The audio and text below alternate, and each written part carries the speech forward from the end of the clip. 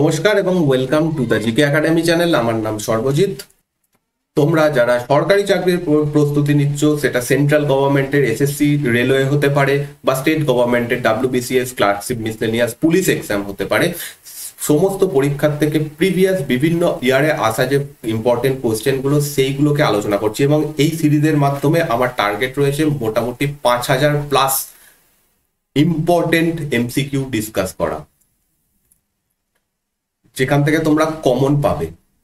5000+ question answer আমি আলোচনা করব তোমাদের সাথে, এবং এর আগে অলরেডি 3টে ক্লাস আমি করিয়েছি, সেগুলো তোমরা যারা দেখোনি এই চ্যানেলের প্লে লিস্টে গিয়ে অবশ্যই দেখো, এবং এরপর থেকে পর আমি এইভাবে ক্লাস দিতে থাকবো। আমি এই সিরিজটার মাধ্যমে বিগত 20 বছরের যে বেস্ট এমসিকিউ কোশ্চেন যেগুলো অলরেডি এসে গেছে, সেই সমস্ত কোয়েশ্চেনগুলো আলোচনা করছি।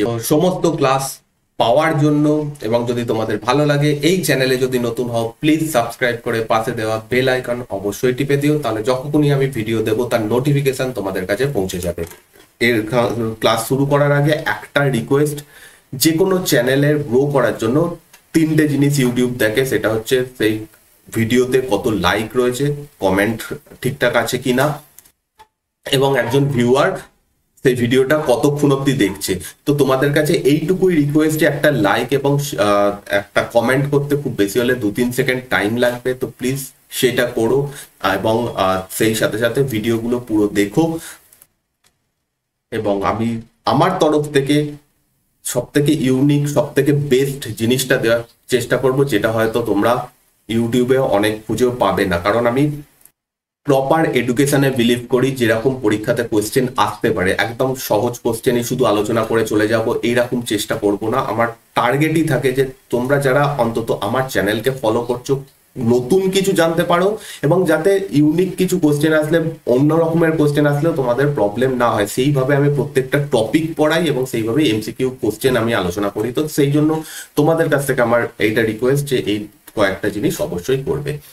আজকের যে সেট আছে সেটা আলোচনা করার আগে আমি বিগত কয়েকদিন কমিউনিটিতে গিয়ে, এই চ্যানেলের কমিউনিটিতে কিছু কোয়েশ্চেন আমি তোমাদের সঙ্গে শেয়ার করেছিলাম, তোমরা অ্যান্সার দিয়েছিলে, সেইগুলো সম্পর্কে একটু জেনে নেবো। অনেকগুলো কোয়েশ্চেন তোমাদের অনেকেরই ভুল হয়েছে, সেগুলোও দেখে নেবো।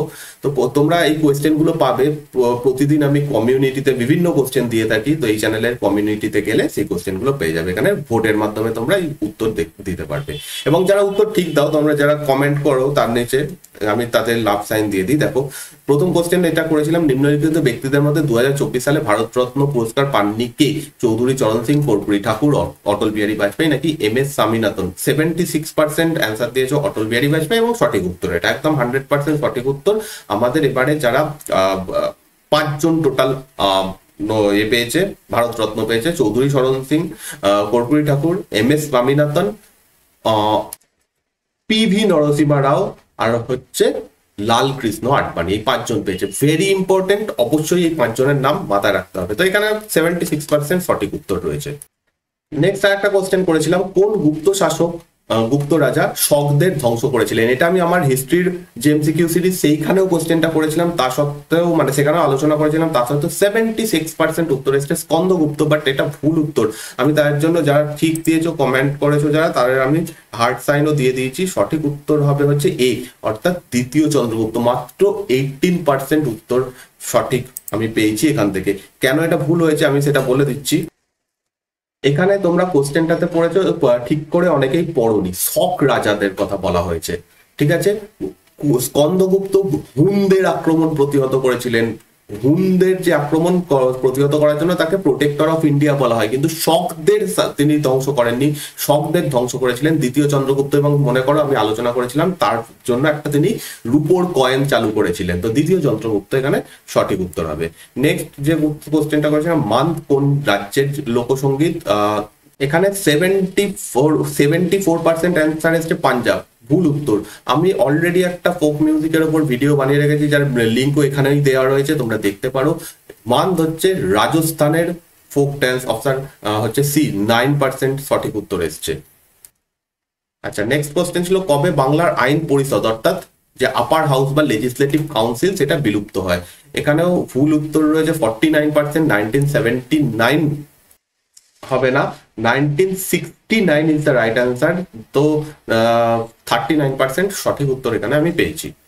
নেক্সট কোশ্চেন ছিল সংকোষ নদীর নিচের কোন দুটো রাজ্যের মধ্যে সীমানা তৈরি করে? বিহার, পশ্চিমবঙ্গ, আসাম। এখানে সঠিক উত্তর 78% সঠিক উত্তর রয়েছে, আসাম এবং পশ্চিমবঙ্গের মধ্যে সীমানা করে। সংকোষ নদী হচ্ছে পশ্চিমবঙ্গের একদম পূর্বতম নদী। ঠিক আছে, তোমরা কমেন্ট করে জানাও যে পশ্চিমবঙ্গের পশ্চিমতম নদী কোনটা, পশ্চিমবঙ্গের পশ্চিমতম নদী কোনটা? পূর্বতম নদী হচ্ছে সংকোষ। আচ্ছা, তারপরে কোশ্চেন ছিল ভারতের বর্তমান লোকপাল কে? আমি এই কমিউনিটিতে সেই ইম্পর্টেন্ট কোশ্চেন গুলোই আলোচনা করি যেগুলো মানে খুব ইম্পর্টেন্ট, প্রচন্ড ইম্পর্টেন্ট, সেইগুলো বেশি আলোচনা করার, বেশি কোশ্চেন গুলো দেওয়ার চেষ্টা করি। তো এগুলো একটু সেই জন্যই আলোচনা করে নিচ্ছি আজকের ক্লাসের প্রথমে, যাতে সুবিধা হয়। ভারতের প্রথম লোকপাল কে? ভারতের বর্তমান লোকপালকে অজয় মানিকরাও খানওয়েলকর হচ্ছে সঠিক উত্তর হবে। 11% মাত্র অ্যান্সার এসছে। কেন এখানে ভুল হয়েছে? পিনাকি চন্দ্র ঘোষ হচ্ছেন ভারতের প্রথম লোকপাল এবং রিসেন্টলি তিনি রিটায়ার করেছেন, তার জায়গাতে অজয় মানিকরাও খানওয়েলকর এসছেন। তো সেই জন্য এখানে option A is the right answer. তো এই দুটো নাম অবশ্যই ইম্পর্টেন্ট। পিনাকি চন্দ্র ঘোষ হচ্ছেন ফার্স্ট। ওকে, আচ্ছা, এই কোশ্চেনটা ইকোনমিক্স থেকে খুব ইম্পর্টেন্ট একটা কোশ্চেন, একটা কনসেপ্ট রয়েছে, সেটা হচ্ছে গ্রামীণ ভারতের জন্য দারিদ্র সীমার ভিত্তি কি? দারিদ্র সীমা মানে কি? ডেইলি কত টাকা খরচ করলে, ঠিক আছে, একটা লেভেল রয়েছে, সেই টাকাটার নিচে খরচ করলে তাকে দরিদ্র বলা হবে, সেই টাকাটার ওপরে খরচ করলে তাকে বলা হবে হচ্ছে মানে দারিদ্র সীমার ওপরে রয়েছে। ঠিক আছে, তো দারিদ্র সীমার ভিত্তি কি? এটা বলা হয় যে গ্রামীণ অঞ্চলে, গ্রামীণ অঞ্চলে অপশন সঠিক উত্তর হবে হচ্ছে 27 টাকা। ঠিক আছে, 27। এবার যদি এটাই বলা হয় যে শহরাঞ্চলে কত, তাহলে হয়ে যাবে 33.33%, সরি 33.33, 33 টাকা 33 পয়সা। এর উপরে খরচা করলে শহর অঞ্চলে তাকে বলা হবে হচ্ছে দারিদ্র রেখার উপরে রয়েছে। তো দারিদ্র সীমার ভিত্তি হচ্ছে 27 টাকা। নেক্সট কোশ্চেন হচ্ছে কুনিথা কোন রাজ্যের একটি নৃত্য? 82% Karnataka. Karnataka is the right answer.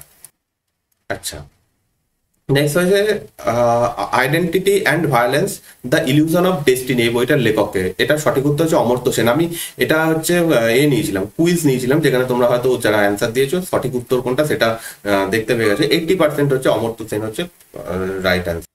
Next question ছিল হচ্ছে ওয়ার্ড কমিটি গঠনের জন্য একটি পৌরসভার ন্যূনতম জনসংখ্যা কত হওয়া উচিত? হচ্ছে 3 লাখ হওয়া উচিত। একটা ওয়ার্ড কমিটি তৈরির জন্য 3 লাখ জনসংখ্যা থাকতে হবে।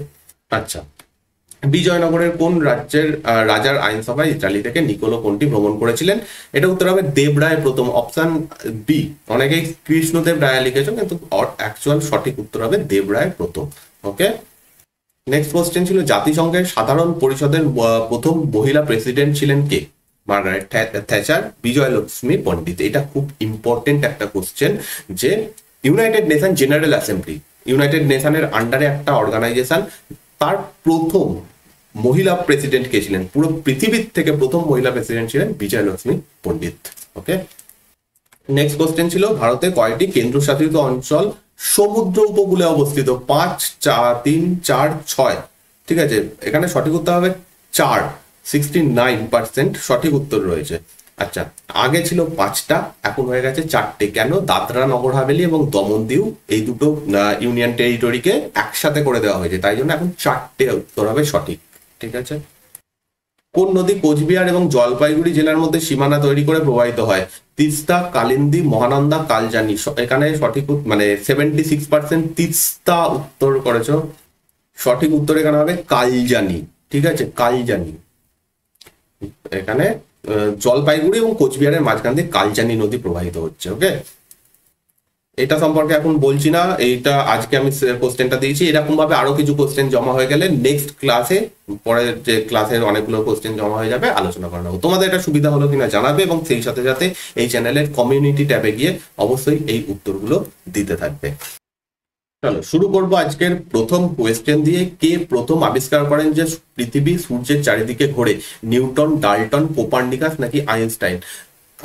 যখন বহু পূর্বে, যখন বিজ্ঞান সেইভাবে ডেভেলপ করেনি, মানুষ পৃথিবী থেকে বাইরে যায়নি রকেটের সাহায্যে বা উপগ্রহ পাঠায়নি, তখন তখন এই থিওরিটা ছিল, একটা থিওরি ছিল যে পৃথিবী স্থির এবং পৃথিবীকে কেন্দ্র করে সমস্ত গ্রহ উপগ্রহ ইনক্লুডিং তারপর হচ্ছে নক্ষত্র ইনক্লুডিং হচ্ছে সূর্য প্রদক্ষিণ করছে। এই যে থিওরিটা, এটাকে বলা হয় হচ্ছে হেলিওসেন্ট্রিজম।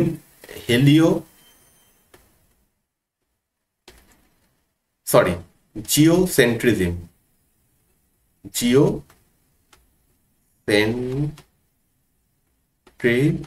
জিও মানে হচ্ছে পৃথিবী, তা এবং সেটা সেন্টারে রয়েছে। তো জিওসেন্ট্রিজম থিওরি কে দিয়েছিল? এটা টলেমি বলে একজন বিজ্ঞানী বলেছিলেন, তিনি সেটা মনে করতেন। পরবর্তীকালে কোপার্নিকাস এটা প্রমাণ করেন বিভিন্ন পরীক্ষার মাধ্যমে যে পৃথিবী অ্যাকচুয়ালি ঘুরছে সূর্য স্থির। যে থিওরিটাকে কোপার্নিকাসের এই থিওরিটাকে, আচ্ছা জিওসেন্ট্রিজম যে থিওরি যেখানে মনে করা হয় যে সূর্য সহ অন্যান্য গ্রহ উপগ্রহ পৃথিবীকে কেন্দ্র করে ঘুরছে, সেটাকে টলেমিয়ান থিওরিও বলা হয়, যেহেতু এটা টলেমি প্রথমবার বলেছিলেন তাই জন্য। কিন্তু পরবর্তীকালে কোপার্নিকাস এটা প্রমাণ করে দেন যে সূর্য স্থির, পৃথিবী তার চারিদিকে প্রদক্ষিণ করছে। তো option C is the right answer. 2 নম্বর কোশ্চেন, ড্যাশের মধ্যে ডানকান প্যাসেজ অবস্থিত। রিসেন্টলি আমি এটা আলোচনা করেছি একটা জিওগ্রাফির ক্লাসে। আমি জিওগ্রাফির ওপর একটা প্লে সিরিজ যেটা চালাচ্ছি, সেখানে আমরা আন্দামান নিকোবর দ্বীপপুঞ্জ এটা দেখেছিলাম। তো ডানকান প্যাসেজ কার মধ্যে রয়েছে? আন্দামান ও নিকোবর, দক্ষিণ আন্দামান ও লিটল আন্দামান, আমিনি দ্বীপ এবং লাক্ষাদ্বীপ পুঞ্জ, নাকি লিটল আন্দামান ও নিকোবর? সঠিক উত্তর হবে সাউথ আন্দামান এবং লিটল আন্দামানের মধ্যে। ম্যাপের মাধ্যমে আমরা দেখে নেব। এখানে এটা হচ্ছে লিটল আন্দামান, ঠিক আছে? এই জায়গাটাকে বলা হয় সাউথ আন্দামান, ঠিক আছে? তার মাঝখানে রয়েছে হচ্ছে ডানকান প্যাসেজ, ঠিক আছে?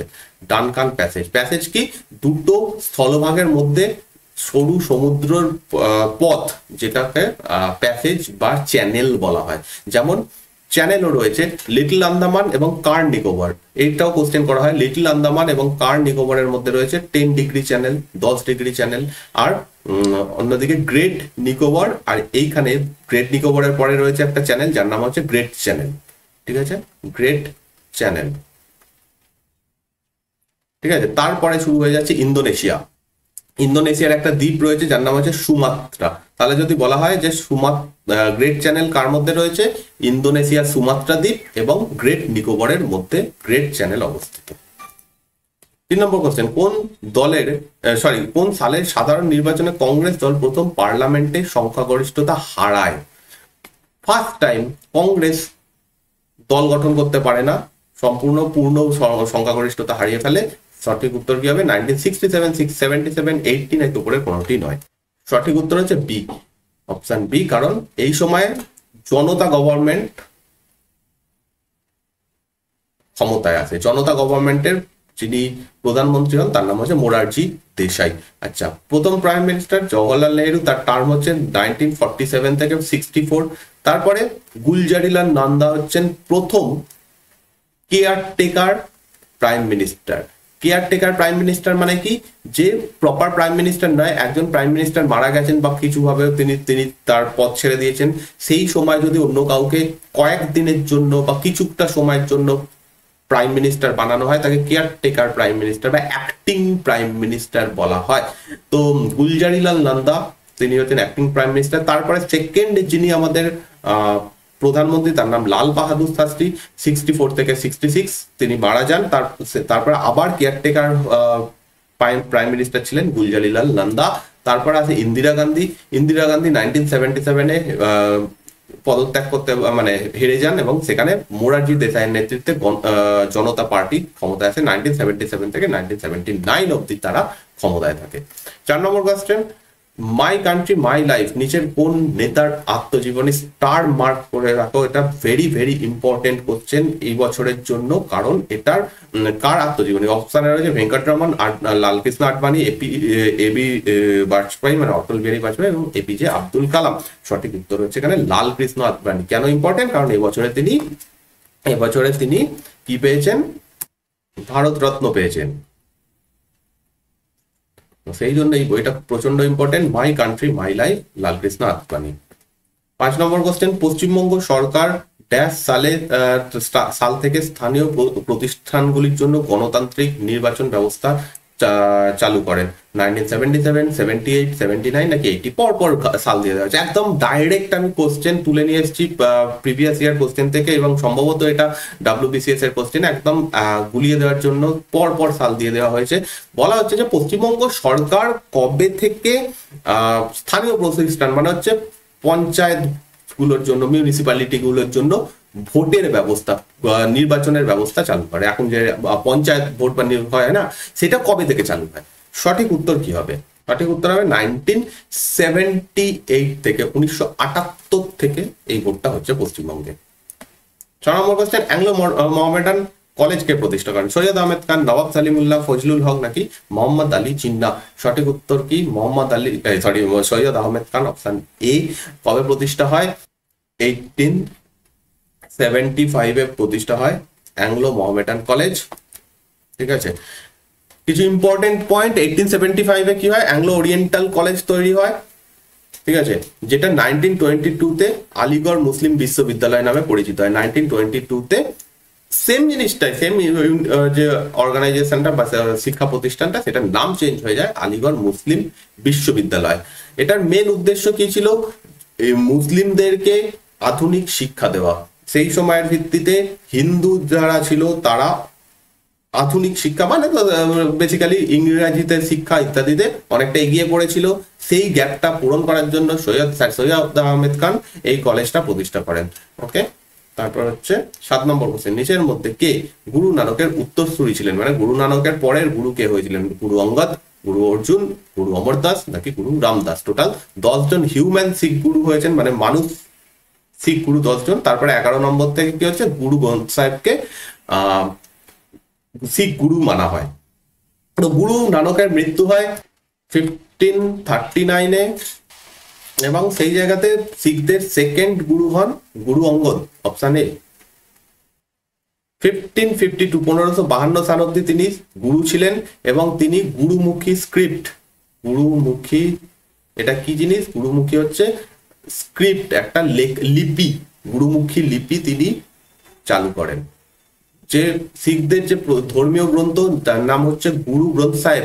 তো গুরু গ্রন্থ সাহেব অ্যাকচুয়ালি এই গুরুমুখী স্ক্রিপ্টে লেখা। ইলিয়ট কাকে সুলতানি আমলের আকবর বলেছিলেন? Iltutmish, Balban, Alauddin Khilji, Firoz Tughlaq?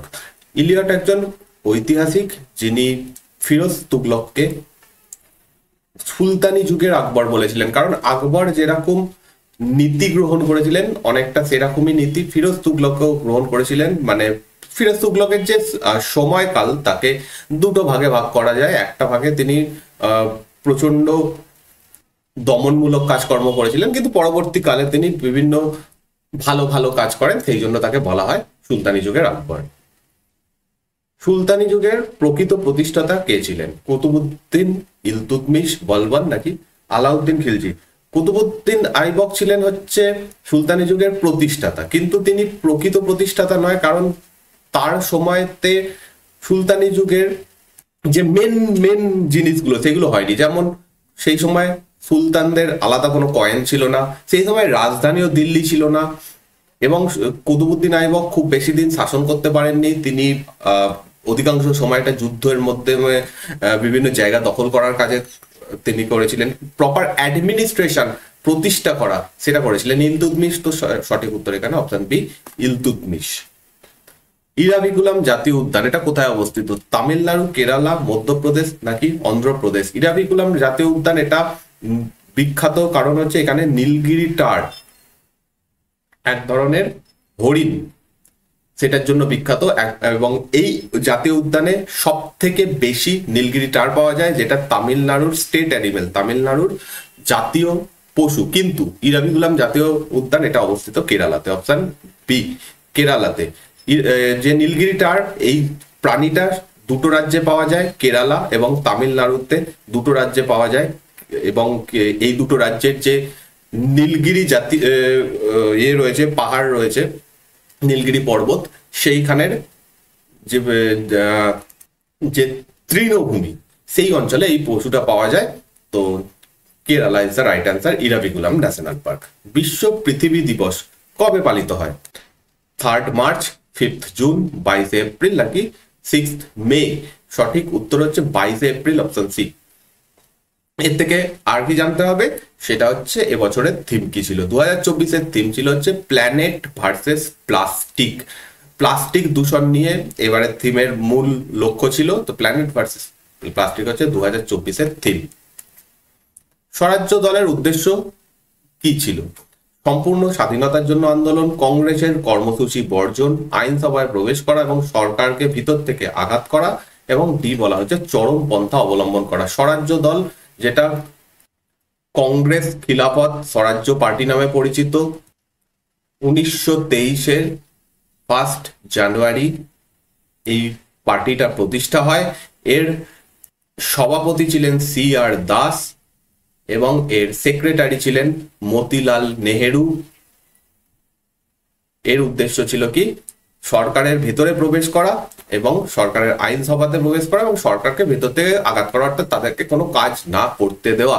Option C is the right answer. 13 নম্বর কোশ্চেন, লাহোর কংগ্রেস 1929-এ হয়েছিল। এর উদ্দেশ্য কি ছিল? ভারতের জন্য স্বশাসন বা সেলফ গভর্নমেন্ট, ভারতের জন্য যুক্তরাষ্ট্রীয় শাসন বা ফেডারেল গভর্নমেন্ট, ভারতের পূর্ণ স্বাধীনতা বা কমপ্লিট ইন্ডিপেন্ডেন্স, এবং ভারতের জন্য আঞ্চলিক স্বায়ত্তশাসন বা লোকাল সেলফ গভর্নমেন্ট। এটা হয়েছিল 1929 সালে। কোথায় হয়েছিল? লাহোরে এবং রাভি নদীর তীরে এটা অনুষ্ঠিত হয়েছিল। জওহরলাল নেহেরু এখানে প্রেসিডেন্ট ছিলেন। উদ্দেশ্য ছিল ভারতের পূর্ণ স্বাধীনতা। প্রথমবার কংগ্রেস এখানে কমপ্লিট ইন্ডিপেন্ডেন্স বা পূর্ণ স্বাধীনতার কথা বলে। তো অপশন সি সঠিক উত্তর। এখানে কিছু ইম্পর্টেন্ট পয়েন্ট যেটা তোমাদের এখান থেকে কোশ্চেন আসতে পারে, সেটা হচ্ছে পূর্ণ স্বরাজ, যেটা কোশ্চেনে এখানে কোশ্চেনে আমি তুলে দিয়েছি। এছাড়াও এখানে কোশ্চেন করা হয় কে সভাপতি ছিলেন, কোন নদীর তীরে এই অধিবেশনটা হয়েছিল। রাভি নদীর তীরে এটা হয়েছিল 1930 সালের 26 জানুয়ারি। এই দিনটাকে সম্পূর্ণ স্বাধীনতা বা কমপ্লিট ইন্ডিপেন্ডেন্স ডে পালন করার জন্য বেছে নেওয়া হয় এবং সেই কারণে 26 জানুয়ারিকে আমাদের প্রজাতন্ত্র দিবস হিসেবে পালন করা হয়। 14 নম্বর কোশ্চেন, মুজফ্ফরপুর খুন এর সাথে কোন দুই বিপ্লবী জড়িত ছিলেন? 1908-এ হয়েছিল। এখানে ডগলাস কিংসফোর্ড বলে একজনকে হত্যা করার চেষ্টা করা হয়, কিন্তু তাকে হত্যা করা হয়নি। মিস কেনেডি নামে একজন সেখানে মারা যান। মিস কেনেডি কিংসফোর্ডের গাড়ি লক্ষ্য করে বোমা ছোড়ার কথা ছিল, কিন্তু সেটা ভুলবশত মিস কেনেডির গাড়িতে ছুড়ে দেওয়া হয়, যার ফলে মিস কেনেডি মারা যান। এবং এইটা করেছিলেন প্রফুল্ল চাকি এবং ক্ষুদিরাম বসু। এই ঘটনার পরে একটা মামলা চলে, যেটা আলিপুর বোমা মামলা নামে পরিচিত। আলিপুর বোমা মামলা, এটা পরের স্লাইডে রয়েছে। আলিপুর বোমা মামলা, যেটা 1908 সালে তোলা হয়। এটা মুরারিপুকুর ষড়যন্ত্র বা মানিকতলা বোমা মামলা নামেও পরিচিত। এখানে মেন উদ্দেশ্য ছিল কি? কিংসফোর্ডকে হত্যা করা। আর কারা এর সঙ্গে যুক্ত ছিল? অনুশীলন সমিতি যুক্ত ছিল। অনুশীলন সমিতি এর সঙ্গে যুক্ত ছিল। 15 নম্বর কোশ্চেন, ভারতীয় জাতীয় কংগ্রেসের প্রথম অধিবেশনে কে সভাপতি ছিলেন? Surendranath Banerjee, GH Mukherjee, Annie Besant, WC Banerjee. সঠিক উত্তর WC ব্যানার্জি, অপশন ডি। এই সম্পর্কে কিছু ইম্পর্টেন্ট পয়েন্ট, এটা পুনাতে হওয়ার কথা ছিল, কিন্তু সেখানে প্লেগ হয়ে যাওয়ার কারণে স্থানান্তরিত করে গোকুল দাস তেজপাল সংস্কৃত কলেজে অনুষ্ঠিত হয়। এটা অবস্থিত কোথায়? বোম্বে। 72 জন এখানে প্রতিনিধি ছিলেন। এখানে WC ব্যানার্জি ছিলেন প্রথম সভাপতি। আর এখানে এই কটাই ইম্পর্টেন্ট পয়েন্ট প্রথম অধিবেশন থেকে। 16 নম্বর কোশ্চেন, কোন সালে ভারতীয় রিজার্ভ ব্যাংক প্রতিষ্ঠা হয়? 1935, 1940, 1947 নাকি 1949? সঠিক উত্তর হচ্ছে 1935। 1935 সালের 1 এপ্রিল প্রতিষ্ঠা হয় ভারতীয় রিজার্ভ ব্যাংক, যেটা পরবর্তীকালে সরকারের আন্ডারে অর্থাৎ ন্যাশনালাইজড করা হয় 1949-এ। সরকার এটাকে অধিগ্রহণ করে 1949 সালে। ওকে, 1935 সালের 1 এপ্রিল প্রতিষ্ঠা হয়, 1949 সালের 1 জানুয়ারি এটা জাতীয়তাকরণ হয়। 17 নম্বর কোশ্চেন, কোন দেশকে বিশ্বের coffee bowl of the world বলা হয়? সার্বিয়া, মেক্সিকো, ভারত নাকি ব্রাজিল? সঠিক উত্তর ব্রাজিল, কারণ ব্রাজিলে সব থেকে বেশি কফি চাষ হয়, সেই জন্য ব্রাজিলকে বিশ্বের কফি বোল বলা হয়। বৈদিক শব্দ কুল এর অর্থ কি? দেশ, জেলা, গ্রাম নাকি পরিবার? বৈদিক শব্দ কুল এর অর্থ হচ্ছে পরিবার, যার প্রধানকে বলা হয় কুলপ। বৈদিক যে সমাজ সেটা 4টে ভাগে বিভক্ত ছিল। সব থেকে নিচের ইউনিট ছিল যে ফ্যামিলি, মানে হচ্ছে পরিবার, যাকে কুল বলা হতো। কুলের যিনি প্রধান তাকে কুলপ বলা হতো। কয়েকটা পরিবার নিয়ে একটা গ্রাম তৈরি করা হতো, গ্রামের প্রধানকে বলা হতো গ্রামিনী। কয়েকটা গ্রাম নিয়ে তৈরি হতো 20, ঠিক আছে, 20 যিনি প্রধান তাকে 20পতি বলা হতো। আর কয়েকটা ক্ল্যান বা 20 নিয়ে তৈরি হতো হচ্ছে জন, যার প্রধানকে রাজন, গোপ বা গোপা বলা হতো। ঋগ বৈদিক যুগে এই জন বংশানুক্রমিক ছিল না। এই পদটা, যে রাজার যে পদটা, রাজন যে পদটা, সেটা বংশানুক্রমিক ছিল না। যে যোগ্য ব্যক্তি সে এই জনের প্রধান হতেন। পরবর্তীকালে এইটা চেঞ্জ হয়ে যায়, পরিবারের প্রধান, মানে একটা রাজ পরিবারের সদস্যই জনের প্রধান হতেন, রাজা হতেন, অর্থাৎ সেটা বংশানুক্রমিক হয়ে পড়ে। এবং পরবর্তী বৈদিক যুগে এই কয়েকটা জন একত্রিত হিসেবে হয়ে জনপদ তৈরি করে। জনপদের যিনি প্রধান তিনি হতেন রাজা। তারও পরে এই জনপদগুলো, কয়েকটা জনপদ একত্রিত হয়ে মহাজনপদ তৈরি করে। এবং মহাজনপদ, যে আমাদের ষোড়শ মহাজনপদ, 16টা মহাজনপদ ছিল। আচ্ছা, যারা এতক্ষণ অব্দি ভিডিওটা দেখছো, যদি তোমাদের ভালো লাগে, তোমাদেরকে একটা তো রিকোয়েস্ট আগেই করেছি, সেটা হচ্ছে লাইক করো, কমেন্ট করো। তার সাথে সাথে জানিয়ে রাখি, তোমরা এই যে সিরিজটা দেখছো কোয়েশ্চেন অ্যান্সারের উপর আমি যা যা ক্লাস নেব সেগুলো 2024-এর প্রস্তুতি বলে একটা প্লে লিস্টের মধ্যে থাকবে। প্লে লিস্টের লিঙ্ক নিচে ডেসক্রিপশনে এবং উপরের আই বাটনে থাকবে। এছাড়া এই চ্যানেলের প্লে লিস্টে গেলেই খুঁজে পেয়ে যাবে, প্রথম থেকে দেখতে পারো। এখানে আমি প্রচুর এমসিকিউ তোমাদের সাথে প্র্যাকটিস করাবো এইভাবে, এবং পর ক্লাস এখানে আসতে থাকবে। সমস্ত ক্লাস এই প্লে লিস্টের মধ্যেই থাকবে। তো অবশ্যই প্রথম থেকে যারা দেখোনি দেখতে পারো, এই প্লে লিস্টটা নিচে ডেসক্রিপশনে লিঙ্ক দেওয়া রয়েছে।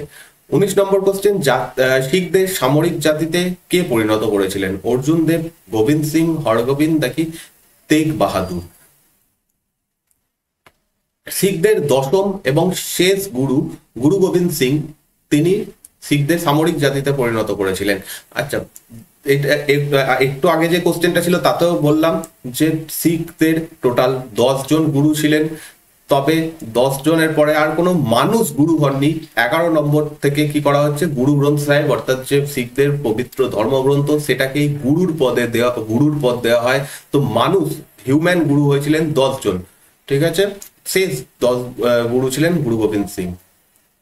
ওকে, খালসা শব্দটা ইম্পর্টেন্ট। খালসা হচ্ছে একটা সম্প্রদায় বা একটা দল যারা মার্শাল আর্টের ট্রেনিং নেয়। গুরু গোবিন্দ সিং তিনি সেটা শুরু করেছিলেন 1699-এ। এই খালসা যারা, তারা কি করে, এই খালসা যে গ্রুপটা, তারা মুঘলদের বিরুদ্ধে লড়াই করে।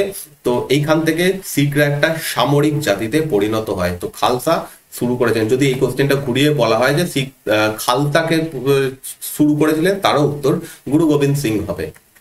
20 নম্বর কোশ্চেন, বিশ্ব জনসংখ্যা দিবস বা ওয়ার্ল্ড পপুলেশন ডে কবে পালন করা হয়? 1 জুন, 11 জুলাই, 10 মার্চ এবং উপরের কোনোটাই নয়। 11 জুলাই, 11th জুলাইকে পালন করা হয় বিশ্ব জনসংখ্যা দিবস হিসাবে। এখনো পর্যন্ত 2024-এর থিম দেওয়া হয়নি। 2024-এর থিম দেওয়া হলে সেটা ইম্পর্টেন্ট হয়ে যাবে। তো 11 July is the right answer. সমস্ত ইম্পর্টেন্ট দিনগুলো, সেটা কে পালন করে, কোন অর্গানাইজেশন পালন করে, কবে পালিত হয় এবং তার থিম, কারেন্ট যে থিম, সেটা জানা প্রচন্ড ইম্পর্টেন্ট। এখান থেকে কোশ্চেন একটা না একটা দেখতেই পাবে। 21 নম্বর কোশ্চেন, শীত ঋতুতে ড্যাশের জন্য বৃষ্টিপাতার কালবৈশাখী, পশ্চিমী ঝঞ্ঝা, হিম তরঙ্গ নাকি আরব সাগরের নিম্নচাপ? সঠিক উত্তর কি হবে? পশ্চিমী ঝঞ্ঝা বা ওয়েস্টার্ন ডিস্টারবেন্স, অপশন বি। কি হয়, ভূমধ্য সাগরীয় অঞ্চলে, ঠিক আছে, ভূমধ্য সাগরীয় অঞ্চলে একটা ঝড়ের উৎপত্তি হয়, যেটা এইভাবে প্রবাহিত হয়। কিভাবে প্রবাহিত হচ্ছে? পূর্ব দিকে প্রবাহিত হয়। ভারতের উপর দিয়ে কিছুটা অংশ উপর দিয়ে এটা প্রবাহিত হয়। তো এইটার কারণে শীতকালে বৃষ্টিপাত হয়। ভারতের মেনলি নর্থ ওয়েস্টার্ন সাইডে এইরকম জায়গায় পাঞ্জাব, হরিয়ানা, রাজস্থান, এই জায়গাটাতে শীতকালে বৃষ্টিপাত হয় এবং এই জায়গাতে বছরে দুবার বৃষ্টিপাত হয়। প্রথমটা অবশ্যই মৌসুমি বায়ুর কারণে এবং সেকেন্ডটা এই সময় যে ওয়েস্টার্ন ডিস্টারবেন্স বা পশ্চিমী ঝঞ্ঝার কারণে হয়ে থাকে। 22 নম্বর কোশ্চেন, ত্রয়োদশ শতকে কোন মুসলিম সেনাপতি বাংলা জয় করেন? আফজাল খান, ইখতিয়ারউদ্দিন বিন বখতিয়ার খিলজি, চেঙ্গিস খান নাকি তেমুজিন? ত্রয়োদশ শতকে 13th সেঞ্চুরিতে ইখতিয়ারউদ্দিন বখতিয়ার খিলজি তিনি বাংলা এবং বিহার আক্রমণ করেন, বিভিন্ন বিশ্ববিদ্যালয়, বিক্রমশিলা ইত্যাদি এগুলোকে ধ্বংস করেন এবং এই সময় বাংলাতে শাসন করছিল সেন রাজবংশ। সেন রাজবংশের যিনি এই সময় লক্ষণ সেন ছিলেন, লক্ষণ সেন তাকে পরাজিত করে তিনি এই দখলটা করেন। যদিও সেই সময় লক্ষণ সেন পালিয়ে যান এবং তারপরেও সেন বংশ কিছুদিন অবধি চলেছিল, বাট অধিকাংশ বাংলার অধিকাংশ জায়গা সেই সময়তে দাস মানে এর আন্ডারে, ইখতিয়ারউদ্দিন বখতিয়ার খিলজির আন্ডারে চলে আসে। পরবর্তীকালে যখন দাস বংশ প্রতিষ্ঠা হয় তখন বাংলাতে দাস বংশের প্রথম দিকে শাসন শুরু হলেও মেনলি এই ইখতিয়ারউদ্দিন বখতিয়ার খিলজির যারা পরবর্তী জেনারেশন ছিল, উত্তরসূরি ছিল, তারা এখানে অনেকদিন অব্দি শাসন করেছিলেন। তো সঠিক উত্তর অপশন বি, ইখতিয়ারউদ্দিন বখতিয়ার খিলজি। এটা কবে হচ্ছে? 1204-5 খ্রিস্টাব্দে। এই সময় লক্ষণ সেন সেই সময়কার রাজা ছিলেন, তিনি নদিয়া থেকে শাসন করতেন। নদিয়া বা নবদ্বীপ সেই সময় ছিল রাজধানী। ঠিক আছে, বাংলার সেই সময় দুটো রাজধানী ছিল, একটা গৌড়, সেকেন্ডটা হচ্ছে নদিয়া বা নবদ্বীপ। সেইখানের থেকে ইনি শাসন করছিলেন লক্ষণ সেন। মাত্র 18 জনকে নিয়ে আক্রমণ করা হয়, বলা হয় যে 18 জনকে নিয়ে এই নদিয়া আক্রমণ করা হয়। সেই সময় লক্ষণ সেন পালিয়ে যান। এইটা আমরা প্রত্যেকে জানতে পারছি, তাবাকাত ই নাসিরি থেকে আমরা জানতে পারছি। এবং এর মাধ্যমে যেমন নদিয়া জায়গাটাও ইখতিয়ারউদ্দিন বখতিয়ার খিলজির আন্ডারে চলে আসে, তেমনি ভাবে গৌড়, যেটা সেই সময় নাম ছিল হচ্ছে লক্ষণাবতী, সেই লক্ষণাবতীও চলে আসে হচ্ছে ইখতিয়ারউদ্দিন বখতিয়ার খিলজির আন্ডারে। বাট তারপরেও সেন বংশ প্রতিষ্ঠিত ছিল। 23 নম্বর কোশ্চেন, ভারতের রাষ্ট্র পরিচালনা সংক্রান্ত নির্দেশিকা নীতি মানে হচ্ছে directive principle of state policy, এটার সঙ্গে কোন সংবিধানের মিল রয়েছে? ইউকের সংবিধান, ইউএস এর সংবিধান, আয়ারল্যান্ডের সংবিধান এবং উপরের কোনোটি নয়। সঠিক উত্তর কি হবে? আয়ারল্যান্ড। আমরা আয়ারল্যান্ডের সংবিধান থেকে directive principle of state policy এই জিনিসটা গ্রহণ করেছি। পার্ট 4 আর্টিকেল 36 থেকে 51 directive principle of state policy রয়েছে। এটা কি? এখানে কিছু নির্দেশ বা কোনো কিছু নীতি রয়েছে, যে নীতিগুলো সরকার যখন কোনো নিয়ম বা কোনো আইন তৈরি করবে তখন তার মাথায় রাখা উচিত। সেই নীতিগুলোর এইগুলোকে ফলো করে আইন তৈরি করা উচিত। যদিও এটা নন জাস্টিসিয়েবল, অর্থাৎ এটার যদি না মানা হয় তাহলে সরকারের বিরুদ্ধে মামলা করা যাবে না, সুপ্রিম কোর্টে যাওয়া যাবে না বা কোনো কোর্টে যাওয়া যাবে না, কিন্তু এই নির্দেশগুলো মাথায় রেখে সরকারকে আইন তৈরি করার নির্দেশ দেওয়া রয়েছে। 24 নম্বর কোশ্চেন, কাশ্মীরের আকবর কাকে বলা হয়? জয়নুল আবেদিন, হুসেন শাহ, বলবন নাকি সুজাউদ্দৌলা? সঠিক উত্তর হচ্ছে জয়নুল আবেদিন, অপশন এ। জয়নুল আবেদিন ইনি কাশ্মীরের একজন শাসক ছিলেন, কাশ্মীরের 8ম সুলতান ছিলেন এবং ইনি প্রজারা এনাকে বোধ শাহ বলতেন। তো যদি বলা হয় বোধ শাহ নামে কে পরিচিত ছিলেন, সেটা হচ্ছে গিয়াসউদ্দিন জয়নুল আবেদিন। 25 নম্বর কোশ্চেন, আকবর নামা কে লিখেছিলেন? আবুল ফজল, ফৈজি, শেখ মুবারক নাকি তানসেন? আকবর নামা লিখেছিলেন কে? Abul Fazl, option A. কোন ভাষায় রচিত হয়েছিল? ফার্সি ভাষাতে রচিত হয়েছিল। ইনি আবুল ফজল আকবরের একজন সভাসদ ছিলেন, আকবরের নবরত্নের একজন ছিলেন। তো আজকের যে সেট 25টা কোশ্চেন, তার সাথে সাথে অন্যান্য যে কোশ্চেনগুলো আলোচনা করলাম, যেগুলো আমি কমিউনিটিতে জিজ্ঞেস করেছিলাম, সমস্ত মিলিয়ে তোমাদের কেমন লাগলো অবশ্যই কমেন্ট করে জানাবে। এবং তোমরা যদি এই পিডিএফটা পেতে চাও, টেলিগ্রাম চ্যানেলে গিয়ে তোমরা সমস্ত পিডিএফ পেয়ে যাবে। এই ডেসক্রিপশনে, এই ভিডিও ডেসক্রিপশনে তোমরা লিঙ্ক পেয়ে যাবে টেলিগ্রাম চ্যানেলে, দ্য জিকে একাডেমি, সেখানে সমস্ত কিছু পেয়ে যাবে। নেক্সট ক্লাসে আমরা আরো কোয়েশ্চেন আলোচনা করব এবং সেই ভিডিওগুলো দেখার জন্য, এই চ্যানেলের সঙ্গে যুক্ত থাকার জন্য অবশ্যই চ্যানেলটা সাবস্ক্রাইব করে নেবে। থ্যাংক ইউ এই ভিডিওটা দেখার জন্য।